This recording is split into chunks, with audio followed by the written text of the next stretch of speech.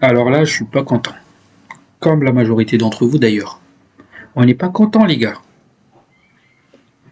J'ai attendu 1 heure, 2 heures, 3 heures, histoire que je me calme avant de faire cette vidéo. Et d'ailleurs, je me suis pris à plusieurs reprises dans cette vidéo. Parce que sinon, je vais me faire beaucoup d'ennemis. Et je pense d'ailleurs que je vais me faire encore des ennemis à cause de cette vidéo. Mais aujourd'hui, les gars, je vais vous dire mon point de vue, ce que je pense. Donc voilà, ça sera pas comme les autres analyses que j'avais l'habitude de faire, les autres débriefs. Là, on va rentrer dans le vif du sujet, on va taper sur la table. Mais avant de cela, ici sur Legacy United, on parle d'actualité du club de Manchester United.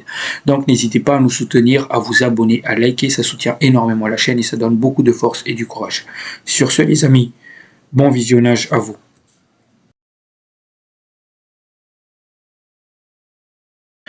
La famille, bonjour à vous, j'espère que tout va bien pour vous. Pour ce qui est de ma part, je vais bien. Donc, j'ai pas l'habitude de faire ce genre de débrief. D'habitude, on rentre dans le vif du sujet, on fait des critiques, d'analyse. Mais là, ça sera surtout, je vais donner mon point de vue par rapport à ce match-là. Déjà, les gars, pour ceux qui n'étaient pas au courant, après, aujourd'hui, il y avait match. Deuxième match de la saison face à Fulham. On sait que c'est jamais simple les déplacements à Covent Cottage, enfin à Fulham. Notamment l'année dernière, il y avait des grosses équipes comme Liverpool qui sont tombées là-bas. Par contre, je m'attendais justement à un match, la continuité de ce qu'on a vu justement la semaine dernière face à Arsenal. Dans l'intensité, dans l'envie, dans le jeu, etc. C'était pas le cas aujourd'hui. Aujourd'hui, c'était pas le cas. Ce que les joueurs ont proposé aujourd'hui, c'était pathétique. Dans les 15 premières minutes, c'était intéressant. Je me suis dit, c'est la continuité de ce qu'on a vu face à Arsenal. Il y a l'envie, mais c'était surtout un homme en fait qui s'est montré dans les 15 premières minutes. C'était Cunha. Cunha, c'était vraiment lui qui était dans ce match-là. Après, il y a eu ce penalty que Bruno Fernandes a loupé. Et évidemment, il a essayé de parler derrière en conférence de presse que il était un peu dérangé, ça l'a un peu perturbé. Mais c'est des excuses, ça, pour moi. Du coup, on arrive quand même à parvenir à marquer. Ils égalisent, on termine le match à 1 partout. On prend 1 point. Moi, les gars, une chose j'ai envie de dire aujourd'hui. Aujourd'hui, on n'a pas pris les 3 points à cause de 3 hommes. 3 Portugais. Ruben Amorim, Bruno Fernandes, Diogo Dalot. Évidemment, il y a d'autres qui étaient catastrophiques aujourd'hui. Il y avait Casemiro. Déjà, on va parler de ce double pivot, les gars. Si on va jouer avec ce double pivot-là toute la saison, on est mort. Cette saison, il ne faut pas espérer quelque chose. Il ne faut pas espérer quelque chose. Malgré qu'on va avoir des choses intéressantes offensivement, tant que le cœur du jeu n'est pas réglé, tant que on n'a pas les bons joueurs à ces postes-là, on va se faire manger.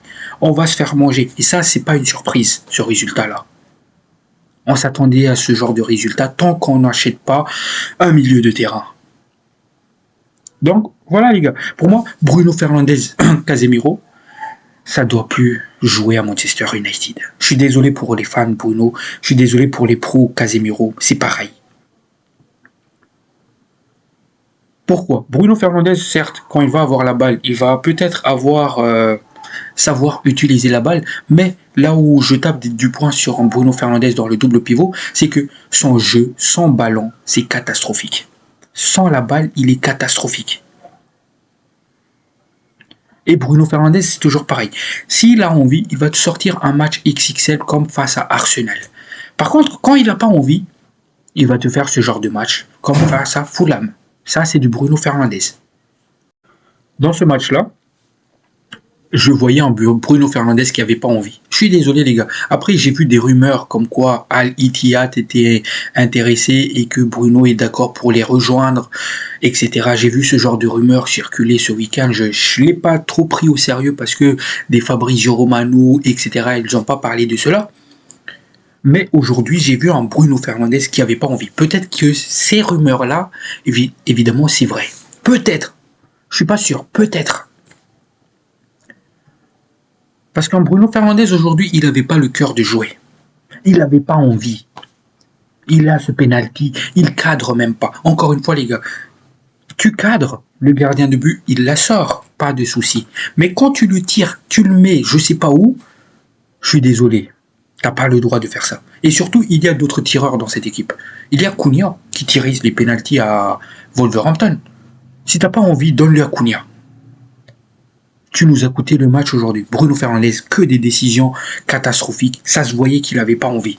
Et je suis désolé pour les pros Bruno. Moi, je le dis. Même quand il avait la balle. Que des mauvaises décisions. Que des mauvaises décisions.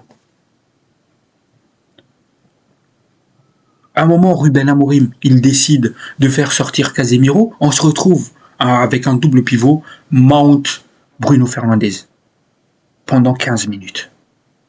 On en parle aussi des choix de Ruben Amorim aujourd'hui. Ruben Amorim, il donne le bâton pour se faire battre. Il donne le bâton pour se faire battre. Du coup, premier homme responsable aujourd'hui, c'était Bruno Fernandes. Deuxième homme, c'est les choix tactiques du coach, les choix de joueurs du coach. Ruben Amorim, il est fautif aussi aujourd'hui. Il est fautif. Vous savez pourquoi je dis qu'il est fautif? Il avait un homme sur le banc. Mainou. Pourquoi Mainou il n'a pas joué? Je suis désolé les gars, quand Bruno Fernandes il fait ce genre de match, un match catastrophique, il doit sortir. Les journalistes lui posent la question après le match à Ruben Amorim. Pourquoi Mainou il n'a pas joué? Il nous répond quoi? Parce que Mainou est la concurrence de Bruno Fernandes. Ils jouent dans la même position. Mainou est le concurrent de Bruno Fernandes. Ok. Dans ce cas-là, quand tu as un Bruno Fernandes qui est titulaire, qui te fait de la M tout le match, pourquoi il a joué les 90 minutes? Pourquoi tu n'as pas décidé de le faire sortir? Parce que si Mainou est le remplaçant de Bruno Fernandes, je suis désolé, Bruno Fernandes, il aurait dû sortir à la mi-temps. Mainou devait rentrer en jeu. Favoritisme.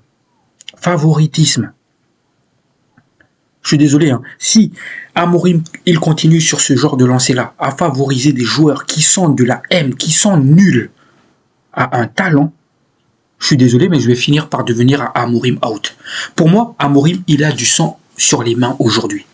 Il a du sang sur les mains.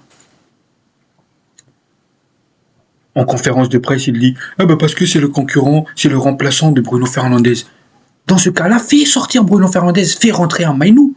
Bordel, t'attends quoi? Je suis désolé les gars. Mais ce genre de mentalité-là, il sait, il le dit lui-même en conférence de presse, d'après-match, que Mainou est le remplaçant, le concurrent de Bruno Fernandes. Pourtant, il a mis un Bruno Fernandes titulaire 90 minutes et Mainou sur le banc 90 minutes. C'est pas logique. Au bout d'un moment, il faut se poser les bonnes questions. Bruno Fernandes, moi les gars, Bruno Fernandes, il doit partir. J'espère que cette rumeur Al-Ittihad est vraie.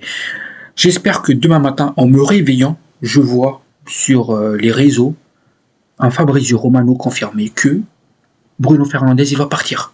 C'est la décision qu'on doit prendre. On doit prendre cette décision-là parce que le coach, il favorise les joueurs portugais.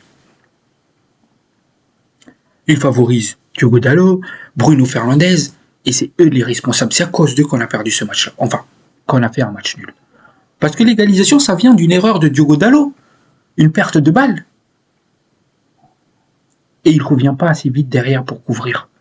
Il perd la balle, il ne revient pas.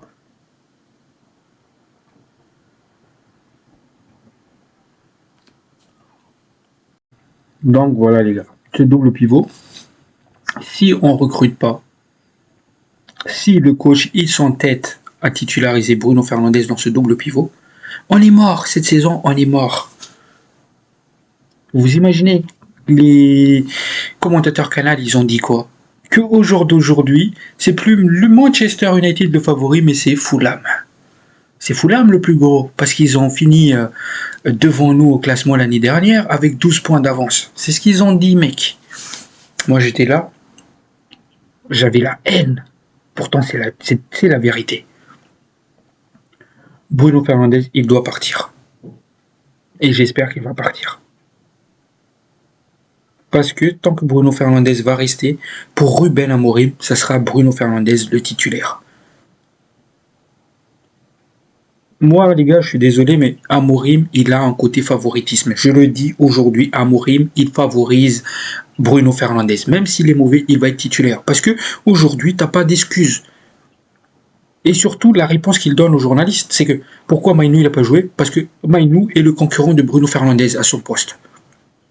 Mais dans ce cas-là, pourquoi il n'a pas joué? Pourquoi il n'est pas rentré en jeu? Parce que pourtant, Bruno Fernandes, il a fait un match catastrophique. Quand un joueur il fait un match catastrophique, il doit sortir. C'est-à-dire qu'il n'y a pas de concurrent entre Mainou et Bruno Fernandes. Et il n'y aura jamais de concurrent tant que Ruben Amorim et Bruno Fernandes sont là. Autrement dire, Mainou, c'est un talent qu'on est en train de gâcher. Parce qu'on lui donne même pas sa chance. Et je suis prêt à parier, les gars. Si Mainou, il a un match pour montrer son talent, l'étendue de sa compétence, et qu'il va faire un match XXL, le match d'après, Ruben Amorim va le mettre sur le banc, il va partir sur un Bruno Fernandes. Parce qu'il n'y a pas de concurrent entre les deux. Le choix, il est déjà fait dans la tête à Ruben. C'est Bruno Fernandes le titulaire. Vous imaginez, les gars? Du moins cette saison. Et il va dire, ouais, je vais le truquer, il va devenir plus fort. Mais tant qu'on part sur ce genre de mentalité, Mainou, il va jamais avoir son temps de jeu, il va jamais avoir l'occasion de briller, de prouver ce qu'il vaut. C'est ça, les gars, qui m'énerve dans cette histoire. J'espère vraiment.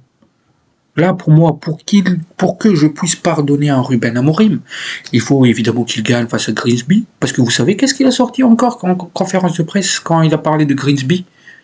Une équipe de D4, les gars. Bah, on va aligner le 11 pour gagner. Au foot, on sait jamais ce qui va se passer. On parle là d'une équipe de D4. On est Manchester United. Donc, impérative une victoire face à Grimsby, victoire face à Burnley, victoire face à City, victoire face à Chelsea. Et seulement là, je te pardonnerai pour ce que tu as fait.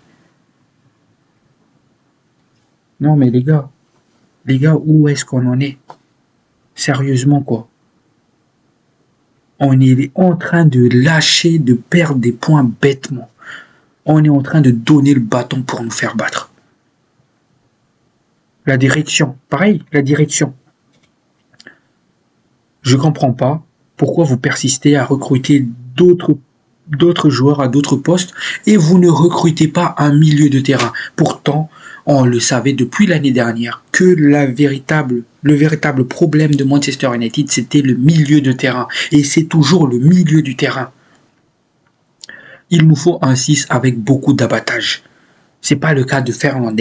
Certes, avec la balle, il va peut-être faire des choses intéressantes, mais il n'a pas une grosse volume de jeu sans ballon. C'est ce qu'il nous faut dans ce double pivot. Un 6 avec une grosse volume de jeu, box to box, un joueur comme Mainou qui a un abattage avec ou sans ballon. Donc voilà, ça c'est mon avis, les gars. Donc, par contre, Yoro, il était décisif dans les deux surfaces. C'est ce qu'on a vu depuis le début. Depuis le début de la saison, Yoro, De Ligt, c'est vraiment du solide. Même Luke Shaw, il est plutôt bon. Donc voilà, il était décisif. C'est grâce à lui qu'on a réussi à marquer ce premier but. C'est grâce à Yoro. Et aussi, il a enlevé plein d'occasions aussi. Notamment, je me rappelle de cette intervention défensive qu'il faisait. On pensait tous qu'il s'est fait prendre en vitesse par l'attaquant Muniz, il me semble. Ou bien non, c'était King. Et il revient, il le tacle hyper bien. Il était décisif pour moi. Yoro, c'était l'homme du match côté Manchester United. Maintenant, c'est peut-être un signe aussi de le fait de voir Bayindir titulaire dans ce match-là, parce qu'il y avait Onana sur le banc. Donc c'est peut-être un signe comme quoi Ruben Amorim ne veut plus de Onana. D'ailleurs, les gars, je me rappelle toujours de cette information qui disait Onana, Garnacho, vous pouvez faire vos bagages, je veux plus de vous. Je viens de me rappeler de cela. C'est peut-être pour cela et c'est peut-être pour ça aussi que Ruben Amorim il ne veut pas de Onana et pour lui Onana il rentre plus dans les plans. Par contre, Bayandir, sur les interventions, sur les coups de pied arrêtés, il fait vraiment peur. Il s'impose pas du tout. Donc, un gardien de but aussi, c'est important. Donc voilà les gars, j'ai fait le tour de ce que j'avais à dire aujourd'hui. Sur ce, prenez soin de vous, la paix sur vous. Ciao, ciao.